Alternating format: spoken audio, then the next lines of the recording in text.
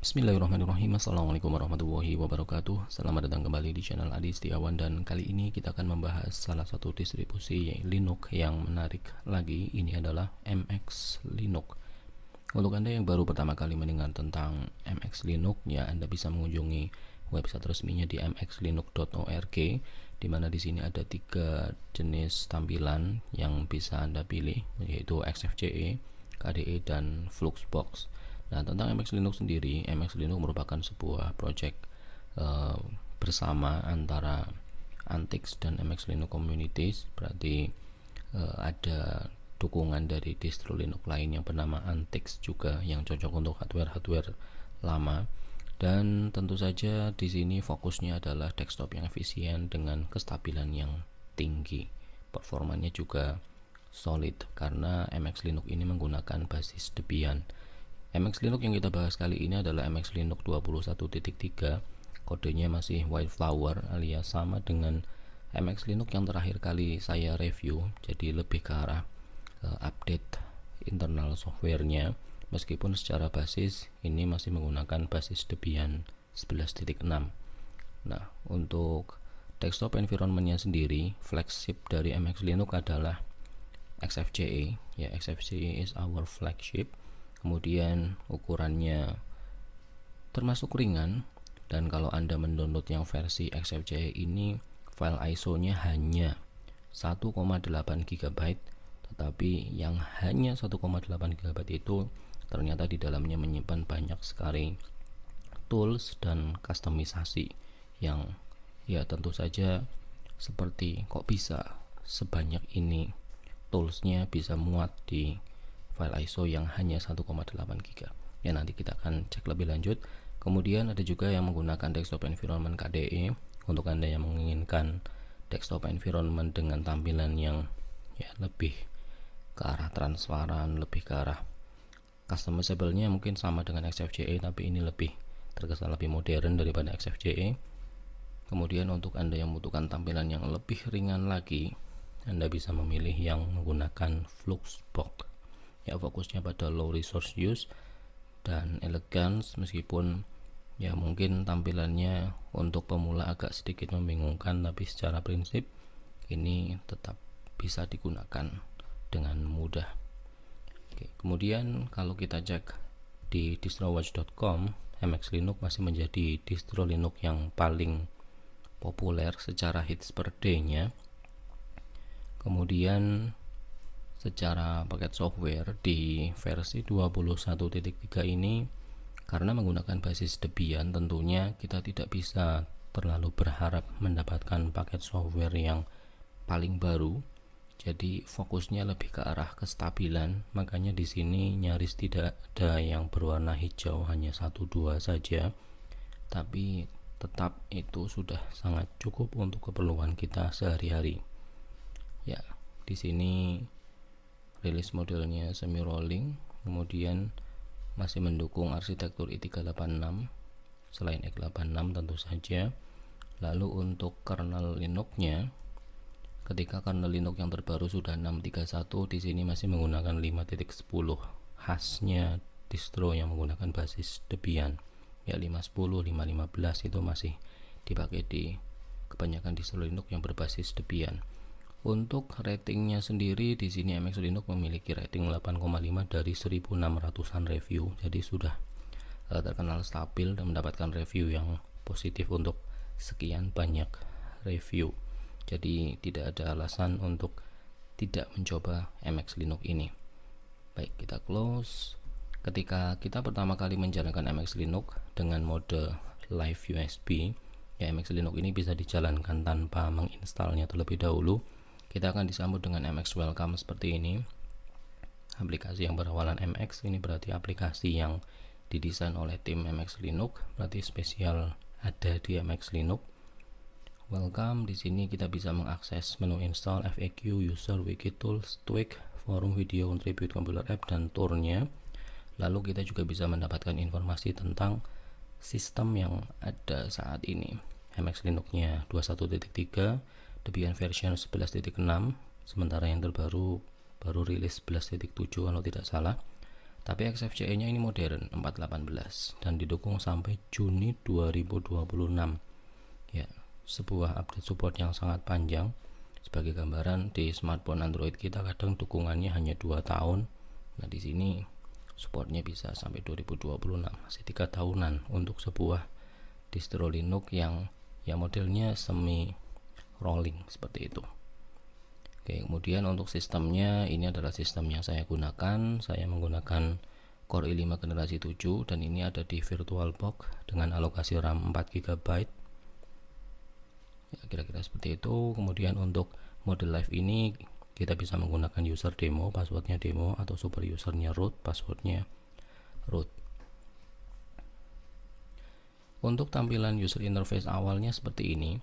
Saya belum melakukan kustomisasi apapun di sistem yang sedang berjalan ini, dan memang mode panelnya secara default ada di sebelah kiri.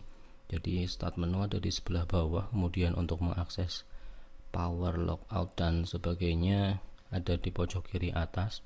Tentu saja bukan berarti harus seperti ini. Kalau memang dirasa tidak familiar atau malah mengganggu produktivitas, ya kita tetap bisa melakukan kustomisasinya untuk panel yang sebelah kiri, dan itu yang akan saya lakukan karena ya agak canggung saja membuat panel yang ada di sebelah kiri seperti ini. Jadi karena ini menggunakan desktop environment XFCE, kita bisa melakukan kustomisasi panel dengan cara klik kanan di panel sebelah kiri, panel preferences, kemudian kita ubah tampilannya. Pertama saya ubah jadi horizontal. Oke, horizontal. Sebenarnya ini sudah bisa, kalau locknya dibuka ini bisa kita tarik ke bawah, tapi sebelum itu kita bisa mengubah urutannya. Misalnya start menu yang ada di kanan kita geser ke kiri di bagian item, action button saya tukar ke kanan, berarti ini saya klik panah bawah, jadi akan pindah ke paling kanan. Kemudian untuk yang whisker menunya ini saya pindah paling kiri. Oke, untuk jam ini saya pindah kanan juga. Oke, sebelahnya power. Kemudian untuk yang workspace switchernya ini saya pindah ke sebelahnya whisker menu. Oke, kalau sudah tinggal kita tarik saja, dan setelah itu tinggal kita lock panel. Selesai. Jadi kalau ini lebih nyaman secara visual untuk Anda, ya Anda bisa melakukan hal yang sama. Termasuk kalau kita mau, kita juga bisa mengatur jumlah row-nya dan sebagainya, appearance, dark mode dan sebagainya juga bisa diatur. Tapi untuk saat ini setting default yang ya sudah cukup. Selanjutnya, kalau panelnya sudah di layar, kita sudah mendapatkan satu tampilan notifikasi jam, kemudian ada penggunaan hard disk, memori dan CPU-nya. Ini adalah Chonky Manager yang bisa nanti kita ganti dengan tema yang lain. Lalu ada shortcut untuk MX user manual, FAQ dan installernya. Nah di sini sudah ada user manualnya, termasuk proses instalasinya seperti apa, sudah ada dokumennya. Jadi sudah sangat memudahkan bahkan untuk pemula. Oke. Lalu dengan ukuran file ISO 1,8 GB, ini apa saja yang dibawa oleh MX Linux? Yang pertama kita cek dari aksesorisnya terlebih dahulu. Di sini ada application finder, ini untuk menemukan aplikasi yang ada di sistem kita. Kemudian archive manager seperti biasa, ini untuk manajemen RAM, manajemen file zip, RAR dan lain-lain. Lalu bulk rename untuk mengganti banyak penamaan file sekaligus dengan format tertentu. Jadi kita bisa merename 100 file sekaligus dengan format nama yang konsisten, dan itu sangat memudahkan. Kemudian ada catfish file search, ini untuk melakukan pencarian file, ya gambar, folder dan sebagainya dengan menggunakan catfish. Clipboard manager untuk melakukan manajemen clipboard. Misalnya kita mengcopy sebuah file, tulisannya akan tersimpan di clipboard manager. Kemudian Chonky Theme Manager ini untuk mengatur tampilan chonky-nya. Nanti kita cek pada saat kita membahas tentang customisasinya. Kemudian Chonky Toggle ini untuk mengaktifkan atau menonaktifkan chonky-nya. Lalu untuk text editornya di sini menggunakan Featherpad. Ya, Featherpad. Di sini apakah dia support zoom? Ctrl plus. Oh iya, support. Jadi hampir semua text editor modern sekarang sudah support dengan Ctrl plus untuk melakukan zoom in dan Ctrl minus untuk melakukan zoom out tulisannya. Lalu untuk opsi yang lain ya seperti biasa line number dan sebagainya juga sudah didukung di sini, termasuk untuk mengcustom fontnya.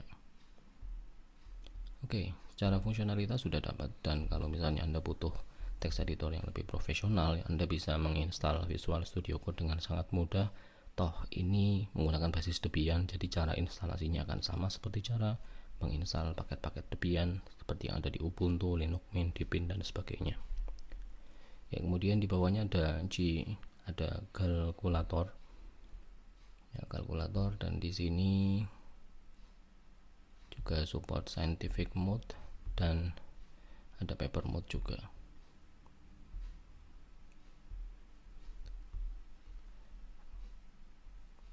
Kemudian ada ketika hash, calculate message digest. Ini ya saya belum pernah mencoba ketika hash.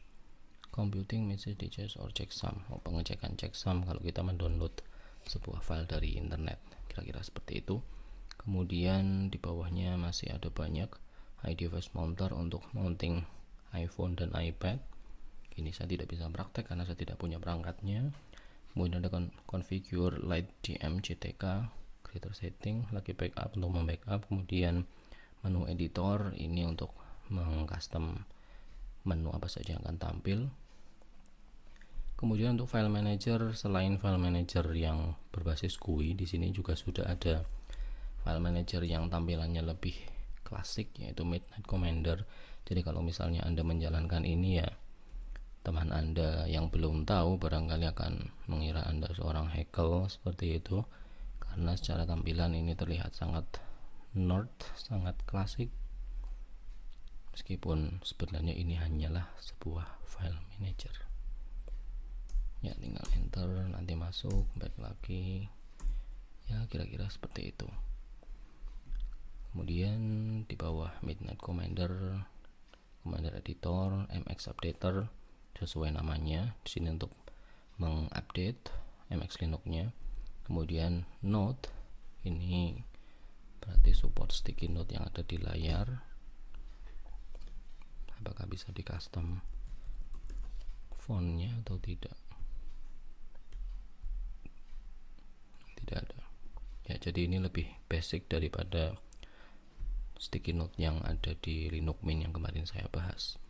Oke, kemudian onboard keyboard, oke, saya kira jelas. Oracle Global Time menampilkan jam dari berbagai negara. Ya, oke. Kemudian password key, screenshot standar tentu saja. Ya, entire screen, window dan region, capture mouse pointernya, sensor viewer, task manager. Nah, untuk task manager sendiri, ini task managernya XFCE tampilannya lebih minimalis daripada task manager atau sistem monitor yang ada di GNOME, tapi kita tetap bisa mendapatkan akses informasi setelah running beberapa menit. Di sini MX Linux-nya sedang mengkonsumsi 900 MB dari 3,8 atau 4 GB alokasi RAM yang saya berikan di VirtualBox ini.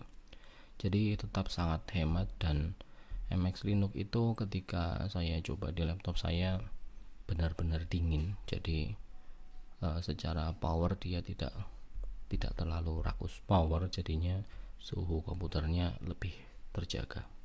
Ya, minimal di hardware yang saya gunakan. Kemudian ada text info, dokumen text info.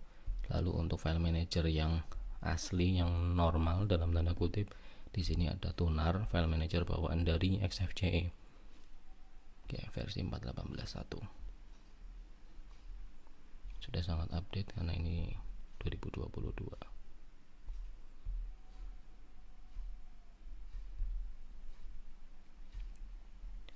Terakhir di sini ada CD dan DVD burning application. Untuk Anda yang masih membutuhkan burning, ya Anda bisa menggunakan ini. Tapi kalau tidak terdeteksi ada burning, peralatan burningnya ya tidak bisa tentunya. Oke, jadi toolsnya sudah sangat komplit, padahal itu baru di aksesoris. Lalu untuk development di sini sudah ada IDE sederhana Genie. Ya, jadi kalau untuk coding yang sederhana di sini pun sudah sangat cukup, karena selain menggunakan FeatherPad juga sudah disediakan Genie. Oke, secara fungsi sama. Kemudian ada icon browser, ini untuk inspect icon saja jika kita membutuhkan icon barangkali.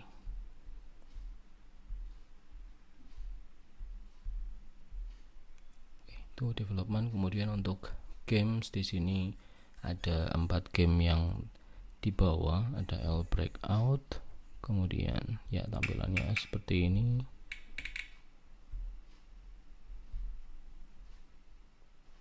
Kemudian Mayong, sesuai namanya, game Mayong. Saya tidak paham cara memainkannya seperti apa. Lalu ada Big E, ya seperti itulah. Kemudian ada Swell Foop,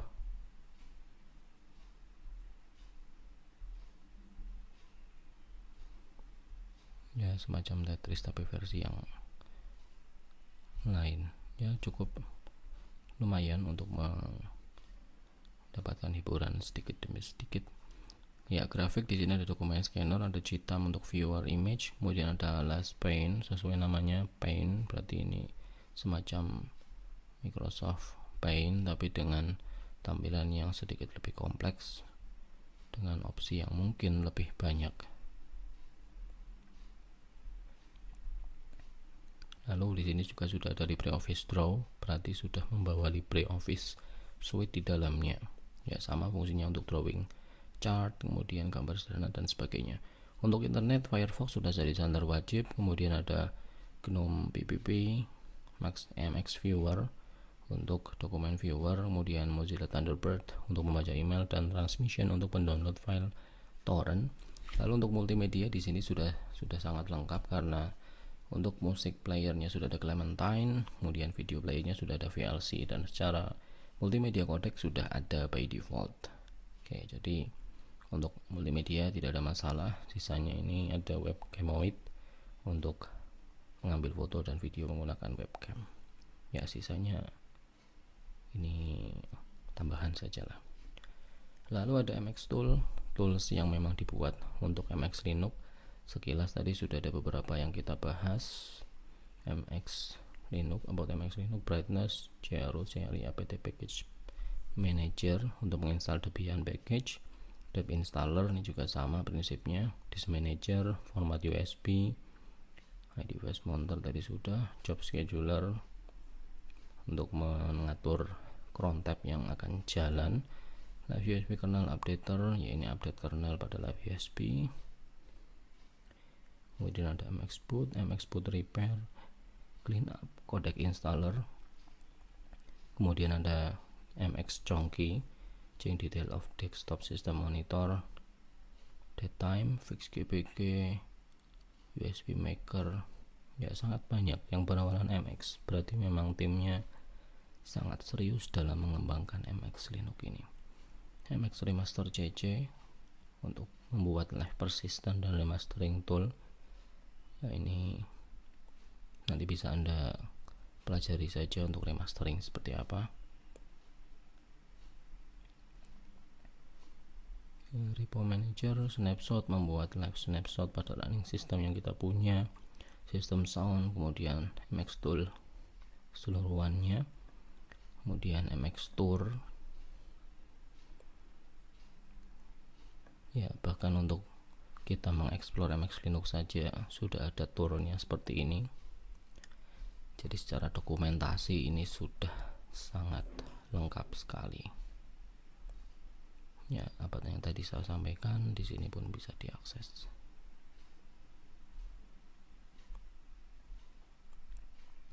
Oke.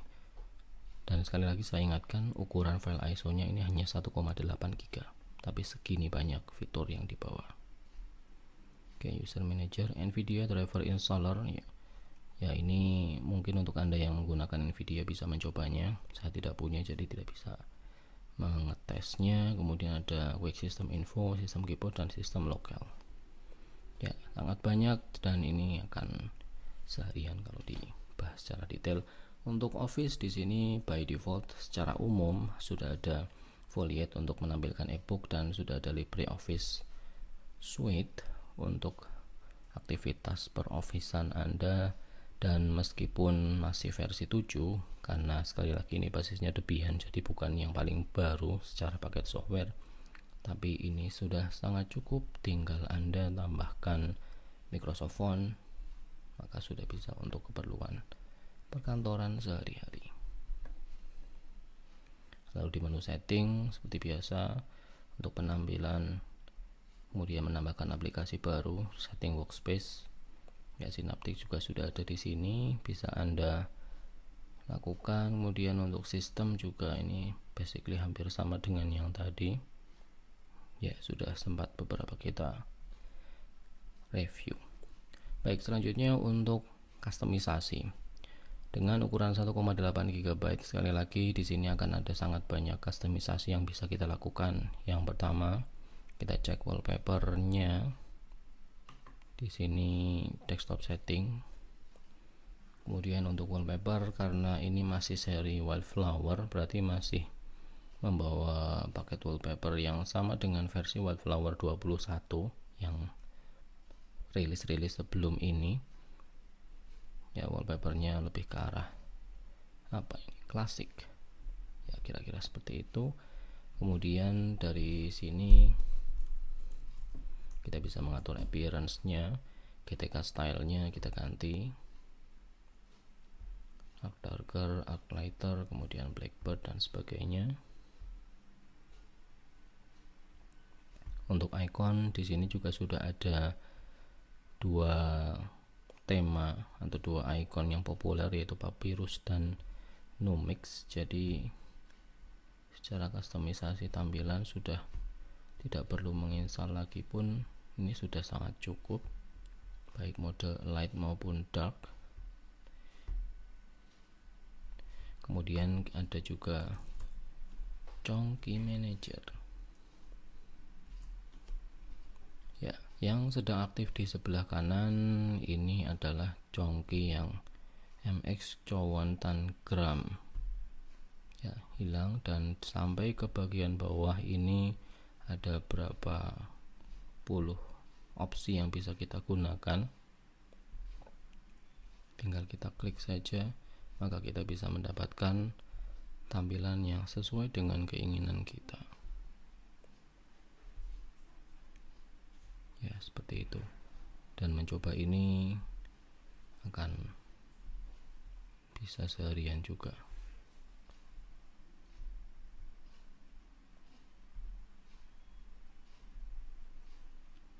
Oke, jadi akan ada sangat banyak yang bisa Anda gunakan, bahkan hanya dari Chonky-nya saja.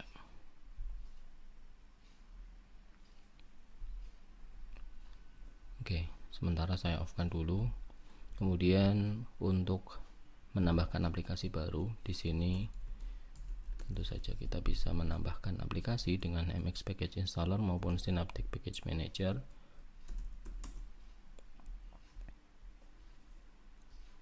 Ini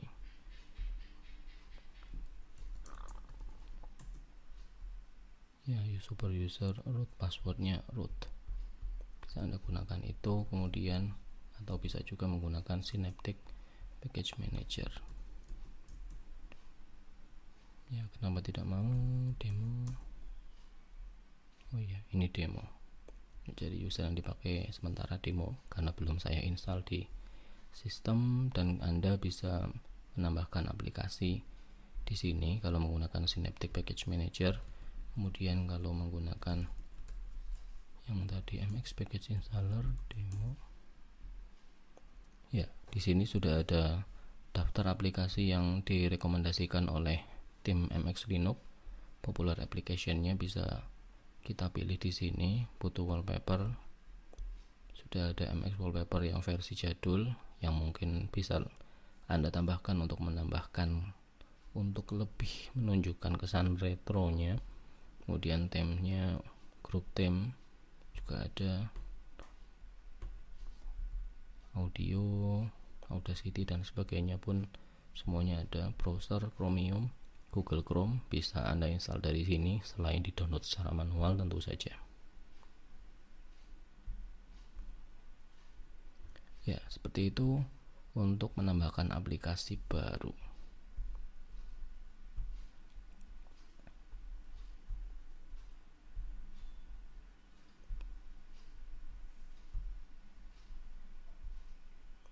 Ya, downloading package info. Oke, kita minimize saja. Kemudian untuk menambahkan aplikasi yang lain tentu saja kita bisa menggunakan terminal. Tinggal jalankan saja sudo apt install misalnya game, masukkan passwordnya, dia akan melakukan sinkronisasi. Dan ini karena tadi package installernya sedang jalan jadi dia ke lock, tapi prinsipnya Anda sudah punya akses untuk itu, dan secara sistem Anda pun bisa mengaksesnya di NeoFetch yang sudah terinstall by default. Lalu untuk menginstal MX Linux ini di komputer Anda, di sini sudah ada MX installer. Ya, meskipun bukan menggunakan Ubiquiti atau Calamares, tapi secara instalasi ini seharusnya cukup mudah untuk dipahami. Ya, karena di sebelah kiri juga sudah ada helpnya, bisa kita atur keyboard settingnya, kemudian next, kemudian regular install. Untuk customize this layout bisa kita lakukan. Lalu karena saya menjalankannya di VirtualBox jadi terbacanya hanya seperti ini, tapi kalau misalnya Anda menginstal di komputer Anda tentu saja akan ada tampilan disk yang Anda miliki. Tinggal Anda install saja, misalnya 27.000, kemudian use for root ext4, kemudian saya tambahkan misalnya 1000 di sini untuk swap ya, kemudian tinggal yes, selanjutnya install. Ini sudah proses instalasinya berjalan.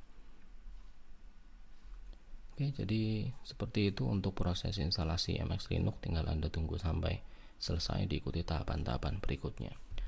So, sampailah kita pada kesimpulannya, apakah MX Linux ini cocok untuk Anda? Menurut saya dengan ukuran yang sangat sederhana ini, ukurannya kecil, tampilannya sederhana tapi fungsional, dan seingat saya ini mendukung arsitektur 32 bit, jadi akan sangat cocok digunakan untuk komputer yang punya spesifikasi terbatas atau agak jadul, tapi tetap mendapatkan fitur-fitur yang canggih dan kekinian. Fungsionalitasnya dapat, customisasinya juga sangat dapat. Oke, begitu saja review saya tentang MX Linux 21.3 White Flower. Terima kasih atas perhatian diberikan. Saya akhiri video ini. Assalamualaikum warahmatullahi wabarakatuh.